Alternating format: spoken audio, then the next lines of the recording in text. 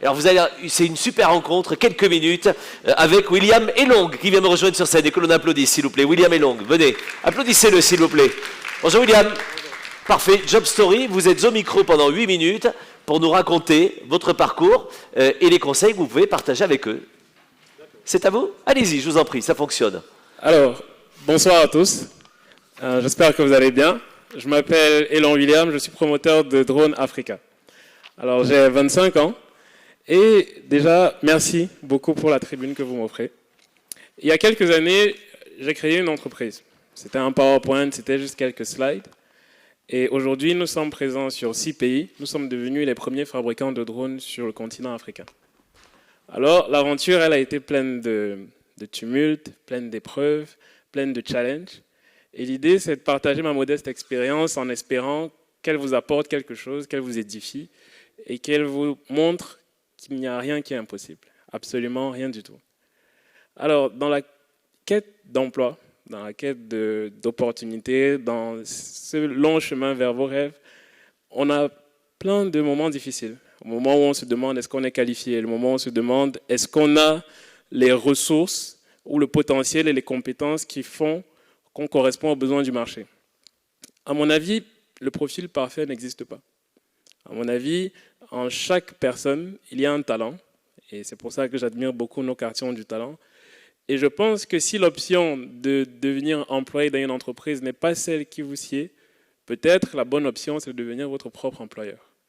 Peut-être la bonne option, c'est de suivre votre talent, c'est de suivre votre rêve et de le concrétiser tout de suite. Parce qu'il y a quelques années, Drone Africa, c'était un PowerPoint, c'était 6 slides que vous pouvez encore trouver sur Internet d'ailleurs. Et au fil du temps, on a réussi à regrouper une petite équipe. J'avais 22 ans et je venais de rentrer au Cameroun. Parce que je suis arrivé en France quand j'avais 18 ans. J'ai eu le bac, j'avais 15 ans. Et pendant ce parcours, j'ai travaillé dans plusieurs entreprises, notamment dans la défense, pour l'armée. Et j'ai pris conscience des enjeux géopolitiques et stratégiques qui jalonnent le monde et comment est-ce que nos pays, les pays africains notamment, n'ont pas de carte. C'est-à-dire, pour arriver ici, par exemple, vous donnez une adresse, vous tapez sur Google Maps et vous arrivez.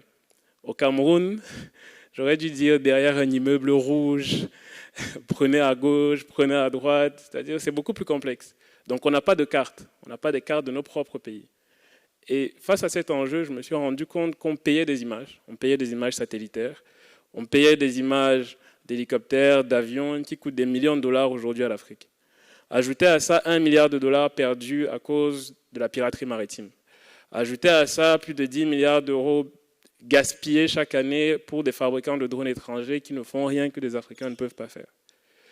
Et face à ce constat, à ce problème, il y a eu de la révolte, il y a eu de l'envie de construire quelque chose par nous-mêmes, l'envie de prouver que ce n'est pas parce qu'on est à un endroit qu'il faut limiter ses ambitions à cet endroit. C'est-à-dire le fait d'être africain doit être une fierté, doit être justement, on doit utiliser ce challenge, le fait d'être dans un environnement où il n'y a pas nos quartiers ont du talent au Cameroun, ça n'existe pas. Il n'y a pas d'aide, il n'y a pas de banque, il n'y a pas de... Je rigole souvent parce que quand on me dit qu'il n'y a pas d'investissement, il n'y a pas assez d'opportunités en Europe, je dis, écoutez, à Paris, il y a plus d'incubateurs que sur toute l'Afrique centrale. Ça veut dire qu'aujourd'hui, si vous sortez là, dans la rue, vous avez plus de chances de trouver quelqu'un qui va concrétiser votre idée que sur tout un continent. Donc, les opportunités sont là. Elles existent, il faut juste les saisir. La mobilité. Je vais vous parler des challenges un peu auxquels on fait face. Aujourd'hui, si vous voulez vous déplacer d'un pays A à un pays B, vous ne vous posez pas la question « est-ce que j'aurai le droit d'y aller ?» Quand je veux créer une filiale dans un nouveau pays, la première question que je me pose, c'est « est-ce que j'ai le droit d'y aller ?» Ce n'est pas « est-ce qu'il y a des clients, est-ce qu'il y a des marchés, est-ce qu'ils vont payer, est-ce que… » La première question que je me pose, c'est « est-ce que j'ai le droit d'y aller ?» Donc, il ne faut pas se laisser démonter par les obstacles, parce que, d'accord, c'est un obstacle, mais aujourd'hui, on est sur plus de 6 pays, y compris en Europe. Aujourd'hui, on a fait notre première vente en Asie, récemment. On a fait une première levée de fonds de 200 000 $ en 2017. Et ça s'est passé sur WhatsApp.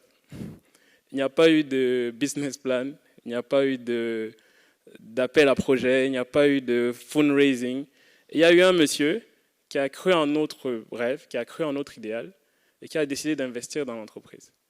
Et l'entreprise a continué à grandir. Aujourd'hui, c'est une holding basée en Allemagne. Donc, surpassez-vous, croyez en vos rêves, c'est le message. Ne vous laissez pas abattre par l'adversité, ne vous laissez pas démonter par les challenges et par les épreuves de la vie, parce que je crois que tout est possible. Merci.